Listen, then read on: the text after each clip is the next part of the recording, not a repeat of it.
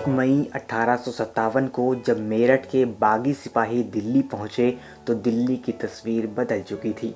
पल भर में अंग्रेज़ों का दिल्ली से सफाया हो गया, लेकिन वे अपने कब्जे को ज़्यादा दिन तक बरकरार नहीं रख सके। महज 4 महीनों में ही ईस्ट इंडिया कंपनी ने अपनी पश्तून और सिख रेजिमेंट की मदद से दिल्ली पर दोबारा कब्जा कर लिया।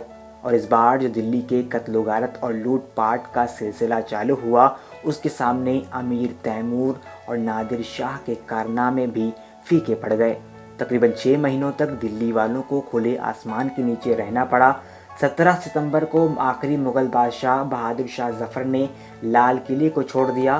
बहादुर शाह जफ़र यमुना नदी पार करके हज़रत निज़ामुद्दीन औलिया की बस्ती में अपने ससुर मिर्ज़ा इलाही बख्श की हवेली पहुँचे, जहां 2 दिन रुकने के बाद वो सितंबर 20 को पहली हज़रत निज़ामुद्दीन औलिया की दरगाह पहुँचे। यहाँ उन्होंने शाहजहानाबाद के बाशिंदों की सलामती के लिए दुआएं मांगी और अपना आखिरी खाना खाया, जो छोले से बनी एक छोटी सी रोटी थी। यह इतना विडंबनापूर्ण था कि आखिरी मुगल बादशाह के पास कुछ दिनों से खाने के लिए कुछ भी नहीं था। यहाँ से वह हुमायूं के मकबरे की ओर बढ़े, लेकिन उनके कुछ गद्दार दरबारियों ने उनकी इस योजना के बारे में अंग्रेज़ों को पहले ही बता दिया और वे उनके इंतज़ार में खड़े थे। उन्हें मकबरे से बाहर निकलते ही मेजर हडसन ने उन्हें गिरफ्तार कर लिया। मेजर हडसन ने बादशाह को भरोसा दिलाया कि उनकी जान बख्श दी जाएगी। उनकी जान तो बख्श दी गई, लेकिन उनके 2 बेटों और 1 पोते को अगले ही दिन दिल्ली गेट के पास गोलियों से भून दिया गया। गिरफ्तारी के बाद बहादुर शाह जफ़र को उनके ही लाल किले में एक कैदी बनाकर रखा गया। उनको लाल किले में एक साधारण कैदी की तरह रखा गया। अंग्रेज़ों ने बूढ़े बादशाह पर जुल्म की सारी हदें पार कर दी। जब बहादुर शाह जफ़र को भूख लगी तो ब्रिटिश सैनिकों ने उनके सामने थाली में उनके बेटों का सर परोस दिया। इस पर उन्होंने अंग्रेज़ों को जवाब दिया कि हिंदुस्तान के बेटे देश के लिए कुर्बान होकर अपने बाप के पास इसी अंदाज में आया करते हैं, और उस दरबार में उन पर मुकदमा चलाया गया जहां कभी वो खुद दरबार लगाया करते थे।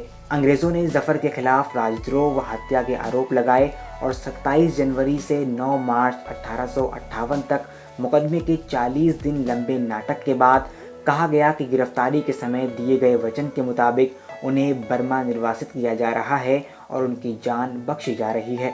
बगावत को पूरी तरह ख़त्म करने के मकसद से अंग्रेज़ों ने बहादुर शाह जफ़र के साथ उनकी पत्नी बेगम जीनत महल और दोनों बेटों मिर्ज़ा जवान बख्त और मिर्ज़ा शाह अब्बास और मिर्ज़ा जवान बख्त की बेगम शाह ज़मानी को मुल्क से निर्वासित कर बर्मा भेज दिया। 7 अक्टूबर 1858 को उनके परिवार के साथ उन्हें कलकत्ता ले जाया गया। देश पर तकरीबन 332 साल तक हुक्मरानी करने वाले मुगलों के आखिरी बादशाह अपने दारुल हुकूमत यानी राजधानी दिल्ली से एक बैलगाड़ी पर सवार होकर जा रहे थे। इन्हें कलकत्ता से एक जंगी जहाज़ से बर्मा भेजा गया। 2 महीने के लंबे सफ़र के बाद बर्मा में तैनात British commissioner captain N Nielsen ने हिंदुस्तान से जिला वतन हुए बादशाह को रिसीव किया और 4 कमरे के एक मकान में कैद कर दिया। दीवाने आम और दीवाने खास में ज़िंदगी बसर करने वाले बादशाह अपने आखिरी समय में 16 स्क्वायर के एक छोटे से कमरे में रह रहे थे।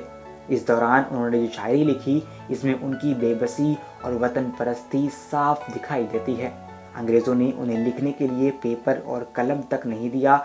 वो जली हुई तीलियों के सहारे दीवारों पर ही अपनी गज़लें लिखा करते थे। 7 नवंबर 1862 को बहादुर शाह जफ़र किसी और जहान में जागने के लिए एक गहरी नींद में चले गए।